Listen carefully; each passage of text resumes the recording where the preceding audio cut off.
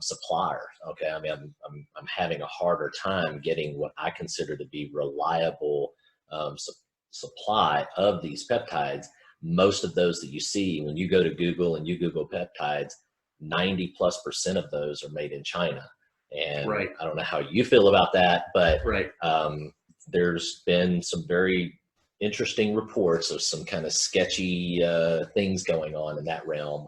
And so I like to have trustworthy, reliable, reproducible sources, and the ones from China have been proven multiple times to not be that. It's not that they necessarily make a bad product. It's just that you don't know. They're not. You just don't know what you're getting, and you may order the same thing from the same place 2 different times, and you'll have 2 completely different products. And there's been studies that show that. Well, even in Chinese medicine, in school, most of my instructors were Chinese, and they said I wouldn't buy herbs or things like that from China because you don't know what you're getting all the time. They may be contaminated with lead. You may get something that you don't think that you're getting. There was an actual study where there was a growth hormone that was released from China, and people were buying it in the bodybuilding community, and they were having good results. It was fantastic. And so after about 6 months, all of a sudden they switched the formula to a growth hormone that wasn't even like a human growth hormone, and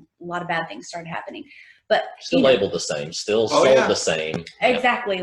So you don't know what you're getting. So you have to be really careful. And then we had about 4 years ago a client who was a bodybuilder who was using a lot of different peptides, and one of the peptides that he got from some source out there on the internet just trashed his body, and we spent 2 or 3 years trying to build him back up to figure out how to fix him, and really he's still struggling today. Like, whatever the peptide was, we don't know what was in it. It was not a good thing. So I think people should be really, really careful. Right. And the same thing with the supplement industry, like vitamins and supplements. Like the company I work for instance, has a China last policy. Like, we very rarely get any raw materials from there because you can have one potency of 90%, next potency could be at 40%. And so that's just a mess we don't want to mess with, because we work with practitioners like you on a daily basis, and your reputation's on the line. So we have that policy in place. So that makes sense. So guys, anyone listening, go to your healthcare practitioner. Go trust, but verify. Make sure that your doctors are using the right stuff. Don't just go on the internet and find something for the cheapest price, because you get what you pay for, right? So, and you're injecting these things into your body. Right. Do you want to inject something into your body that possibly could be contaminated with bacteria? Arsenic or lead. I am all about saving a buck, but when you're talking about your body, if this has to last you for 80, 90, 100, 120, 150 years, I think it's worth paying a premium to make sure that you're getting a premium product. If you're going to be injecting it or ingesting it, make sure you get what you think you're paying for. Right. You wouldn't put just regular unleaded gas into a Ferrari, right? So your body's kind of the same analogy. So is there anything else we need to add for iptamerelin and then the CJC 1295 peptides for anyone listening? Well, we can just real quickly talk about some of their benefits. So increased lean muscle mass, decreased fat, increased ability to heal after injury or exercise, increased quality of sleep,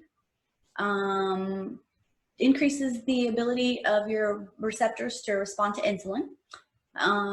What else are some really decreased inflammation? There are a couple of other good ones. Yeah, of course, my mind goes to it is a IGF-1 inducer. So, and that's a kind of an inflammation marker that we use sometimes to kind of look at inflammation. So when the growth hormone dumps from the anterior pituitary, and then the liver secretes the IGF-1, it's a signal to the body that says, hey, look, we need to grow. We need to build new cells. We need to build, muscle and everything else, just like Natalie said. But that can also be necessarily bad. So if you're not careful with it, because of mTOR, or it upregulates mTOR, right? So that's what IGF does. So if you really want to start getting down to the weeds, I'll geek out on you. Natalie, she hates it when I do that, but so I won't do that. But yeah, if you want to talk about the PI3K and the protein kinase B mTOR pathway, we can dig into that later on if you want. But it all gets upregulated with